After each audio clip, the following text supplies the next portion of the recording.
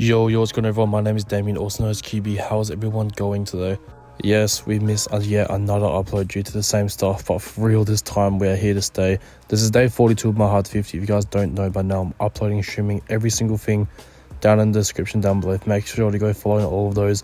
Without further ado, let's get stuck straight into today's video. A like and subscribe will go a long way from what I'm trying to do. I love yapping to you guys about basketball, especially the casual fans. That's what I'm here for, to make life a little bit more easier when it comes to understanding basketball perspectives.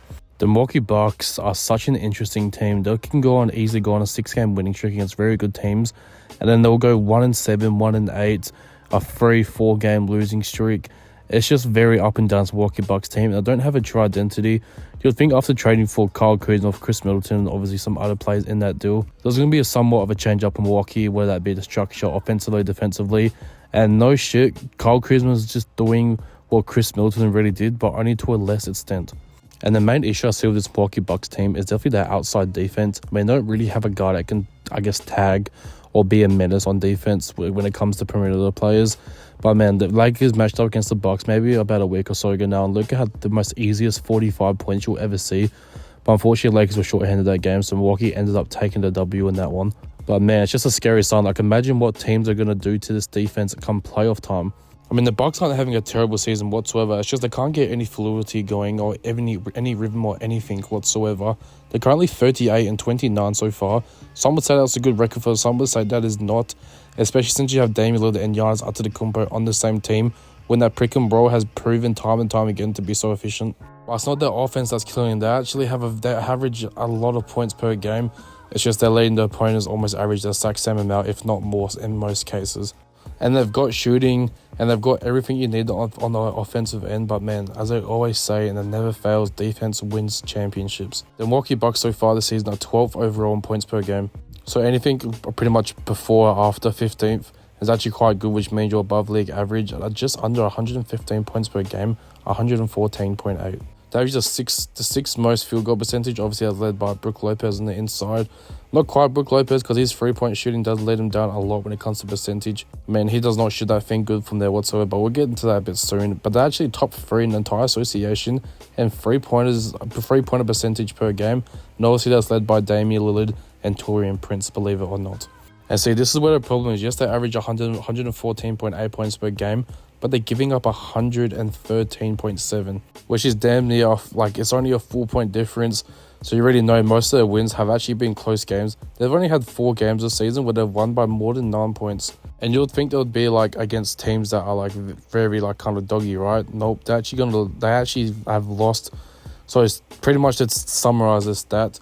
So on both conferences, the top 6 seeds on both teams, the Milwaukee Bucks have lost to the more teams under 500, which pretty much just means they've lost to more shit teams than anyone else in the association.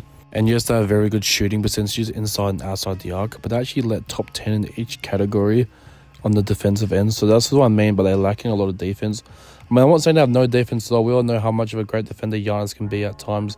Obviously, Brook Lopez has just always been a nice little defender throughout his entire career. But man, it can't just be 2 guys known as the best defenders on the team, especially when you're versing teams, or you could possibly be versing teams like the Oklahoma City Thunder when it comes to playoffs. SJ just killed you guys the other day. And it wasn't even on someone trying to switch offensive coverage type shit. It was just literally as SJ getting to his spot and Doc Rivers not finding a suitable matchup for that or not sending more help. But man, I know it's SJ, one of the best playmakers, shot creators in the entire game. But they have, every time they verse a superstar, even just in the SGA, Luka Doncic, John Morant went dummy against them. It's just like, just no identity when it comes to outside defense. And this is what's going to be this team's kryptonite if the other team can exploit it come playoff time. I mean, they're currently 4th in the Eastern Conference right now, So that means they'll be facing off against the Indiana Pacers if the playoffs were to start today. Like, do I trust it? I mean, is it shit to say that it's going to be, I think it's going to be a very close series if they go up against Indiana.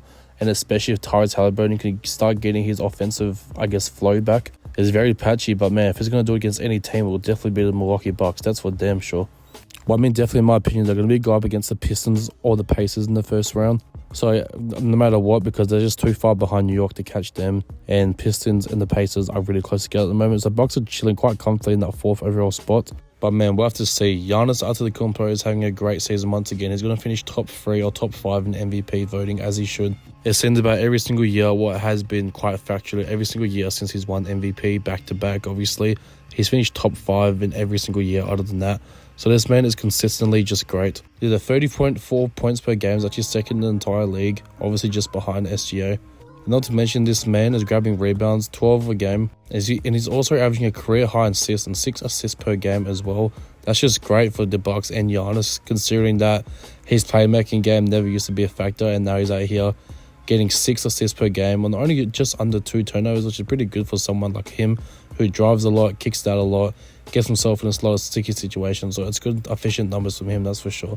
There's a lot of point guards in this league that don't have assist to turnover ratio that well. So to see like your 7 foot, I guess, power forward slasher superstar have that sort of numbers is actually a great sign, especially heading into this time of the season as well. Also averaging a block per game as well and shooting 60% from inside the arc, and his 3-point shooting, let's just not talk about it, 18% from the season. Mind you, he's averaging less than 1 attempt per game, so I'm pretty much just means he's not shooting free at all. But when he is, that shit isn't going in at an 18% clip. I mean, his jump shot was getting better at one point, but only to around the mid-range extent. I feel like the 3-point game is going to come later on in his career once he can't be doing all these drives like he is right now.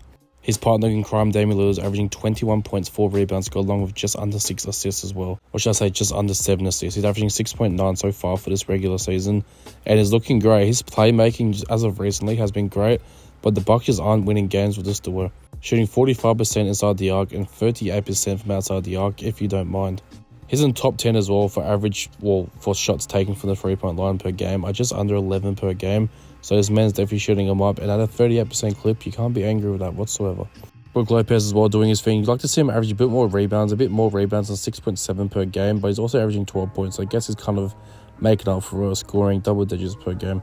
But yeah, you'd definitely like to see Brook get in there more, box out some more, grab those boards, because sometimes when they lay up a ridiculous amount of offensive rebounds per game, and it's literally while Brook Lopez is in the game, just not making an effort to box out. Not trying to shit on Brook Lopez, but he can definitely do a lot better boxing out and getting a lot more boards. So just averaging a 5 a game is low-key ridiculous. And obviously without the complete fuckery of Bobby Portis, who's been suspended for 25 games, who will be back in actually just a few weeks. So just before the season ends, this man will be back just in time for playoffs. And they obviously have a lot of great role players as well. Kyle Kuzma's kind of came in and done his thing, I suppose you could say. The fit looks great, but it just looks like a weaker Chris Middleton because he doesn't play defense whatsoever. Chris Middleton was a way better defender than Kyle Kuzma, so it's definitely a step back in just my opinion. Kevin Porter Jr. has been fantastic. He's notched triple-double off the bench for the Bucks, had multiple 20-point games, getting his hands on a lot of balls on the defense pause, getting a lot of steals, and just corrupting a lot of hassle for the defense. Ever since becoming a Milwaukee Buck, this man is averaging 14 points, 7 assists, and 5 rebounds, if you don't mind. So definitely having a little bit of a breakout, Kevin Porter Jr. I guess it's just taking some time for him to get comfortable, and I guess his role with the Clippers just wasn't what he's looking for. And considering now he feels a lot comfortable with the Bucks being that main backup point guard, it's actually a good fit. And man, I just hope they can exploit a lot more of this whatever roster they have come playoff time.